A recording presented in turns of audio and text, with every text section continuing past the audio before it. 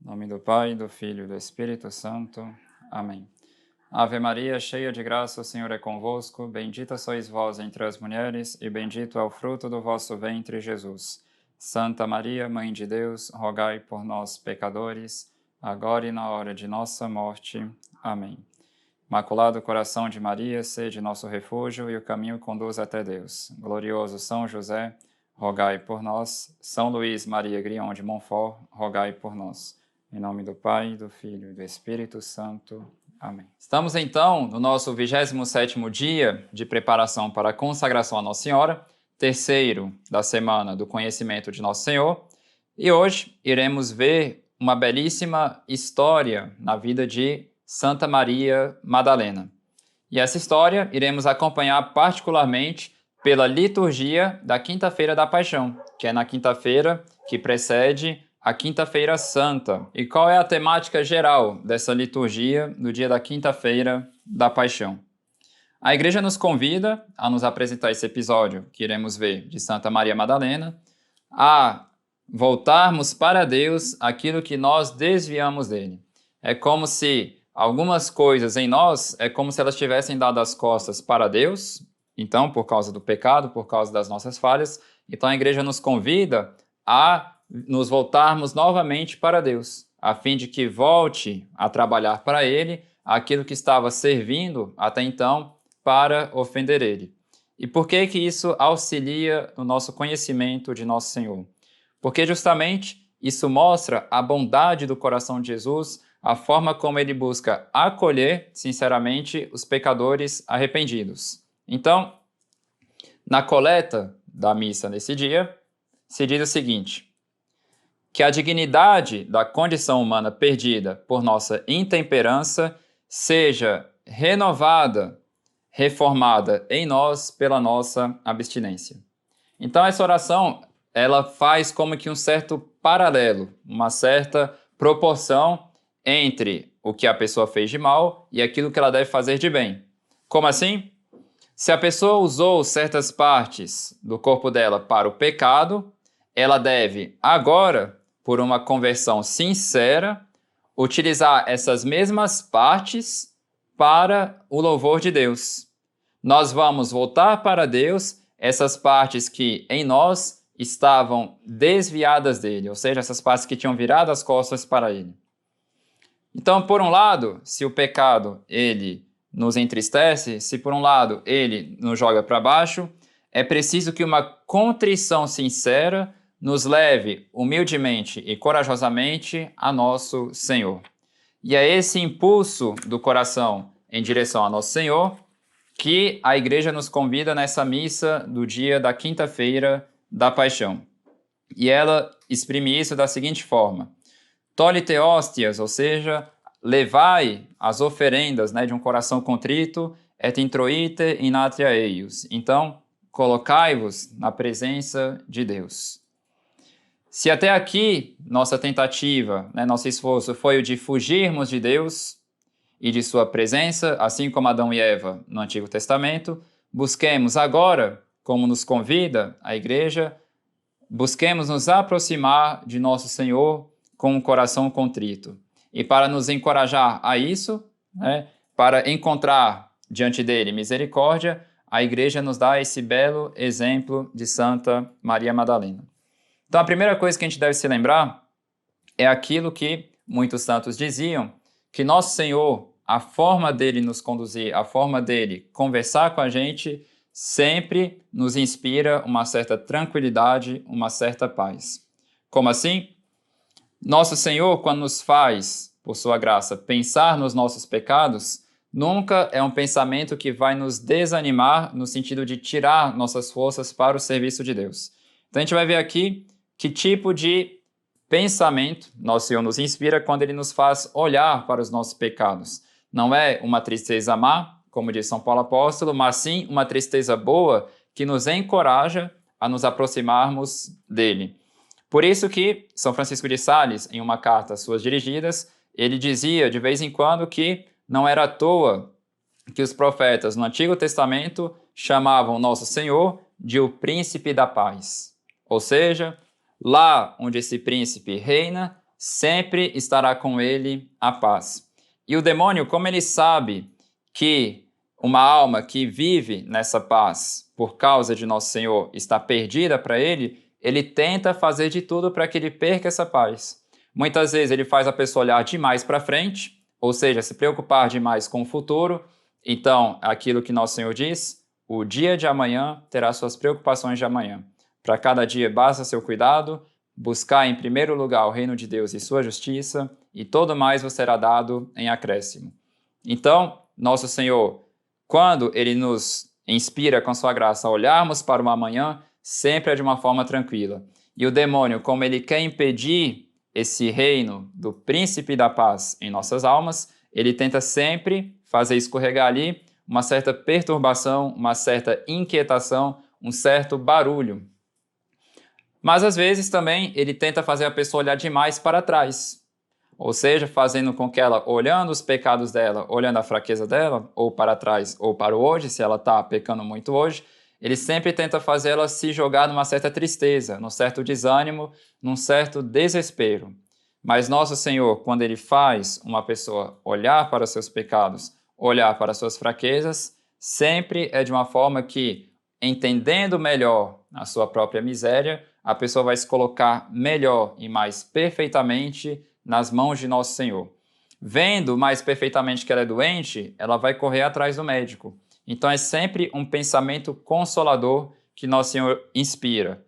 Tem uma certa dor nesse conhecimento da própria miséria, do próprio pecado, sim, mas é uma dor suave, uma dor doce, uma dor que não afasta a pessoa de Nosso Senhor. Muito pelo contrário, é uma dor que vai tornar ainda mais forte a união dela com Nosso Senhor. Por um lado, porque vai fazer com que ela abandone sinceramente o pecado, e por outro, vai ser a arma para que ela possa enfrentar ele com o verdadeiro espírito com o qual ele deve ser enfrentado. Como que é essa história, finalmente, de Santa Maria Madalena? Lucas, capítulo 7. A pecadora perdoada. Um fariseu convidou Jesus a ir comer com ele. Jesus entrou na casa dele e pôs-se à mesa. Uma mulher, pecadora da cidade, quando soube que Jesus estava à mesa, em casa do fariseu, trouxe um vaso de alabastro cheio de perfume. E estando a seus pés, por detrás dele, começou a chorar. Pouco depois, suas lágrimas banhavam os pés do Senhor, e ela os enxugava com os cabelos, beijava-os e os ungia com perfume. Ao presenciar isso, o fariseu, que o tinha convidado, dizia consigo mesmo: se este homem fosse profeta, bem saberia quem e qual é a mulher que o toca, pois é pecadora. E aqui a gente vai ver como que é nobre, como que é doce o coração de Jesus. Então Jesus lhe disse: Simão, tenho uma coisa para dizer-te. Fala, mestre, disse ele. Um credor tinha 2 devedores. Um lhe devia 500 denários e outro 50. Não tendo eles com que pagar, perdoou a ambos a sua dívida. Qual deles o amará mais? Simão respondeu: a meu ver, aquele a quem ele mais perdoou. Jesus replicou-lhe: julgaste bem. E voltando-se para a mulher, disse a Simão: vês esta mulher? Entrei em tua casa e não me deste água para lavar os pés, mas esta, com as suas lágrimas, regou-me os pés e enxugou-os com seus cabelos. Não me deste o ósculo, mas esta, desde que entrou, não cessou de beijar-me os pés. Não me ungiste a cabeça com óleo, mas esta, com perfume, ungiu-me os pés. Por isso te digo, seus numerosos pecados lhe foram perdoados, porque ela tem demonstrado muito amor. Mas ao que pouco se perdoa, pouco se ama. Então, essa bela história nos mostra, primeiramente, que o coração de Santa Maria Madalena estava longe de Deus. E o Evangelho nos dá essa precisão de que ela era uma pecadora. Essa mulher, no entanto, se voltando para Nosso Senhor, se serviu para honrá-lo dos mesmos instrumentos que outrora ela se servia para ofender a Deus. E é nesse momento que veremos como se realiza, por assim dizer, essa conversão paralela que falamos da coleta da missa de hoje, que a igreja nos convida a pedirmos a Deus. Então, por um lado, o que é a primeira coisa que Santa Maria Madalena faz? A gente vê o perfume dela. Como ela usava isso antes, o perfume? Sabemos que é um forte instrumento para as mulheres para atraírem os homens. E agora, como que ela se serve desse instrumento? Ela se serve dele não para atrair homens, mas para lavar os pés de Nosso Senhor. Nós vemos nesse episódio os olhos de Maria Madalena. Quão grande instrumento é o olho de uma mulher para atrair de forma infalível a ela o coração de um homem por um só olhar. E agora não é para a sedução, mas para chorar que servem seus olhos e assim lavar os pés de Nosso Senhor. Nós vemos aqui nesse episódio o cabelo de Santa Maria Madalena. Quanto cuidado tem uma mulher para cuidar de seus cabelos e assim aumentar a sua beleza. Toda mulher sabe quão importante é esse aspecto para se manter bela, para atrair os olhares dos homens. E agora, Santa Maria Madalena se serve deles, não para atrair homens, mas para enxugar os pés do Senhor. Vemos aqui a boca de Maria Madalena. Essa boca que outrora era tão mortífera quanto aquela da antiga serpente para levar os homens ao pecado. E agora, essa boca serve para beijar os pés do Salvador. E um dia, e mesmo logo, essa mesma boca será a primeira a anunciar aos apóstolos a ressurreição de nosso Senhor Jesus Cristo. Então, Santa Maria Madalena realizou perfeitamente o que São Paulo pedia aos romanos.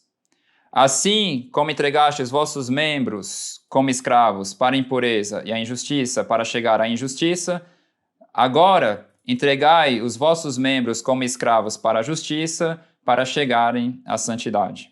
O comportamento do fariseu é muito diferente do comportamento de Santa Maria Madalena.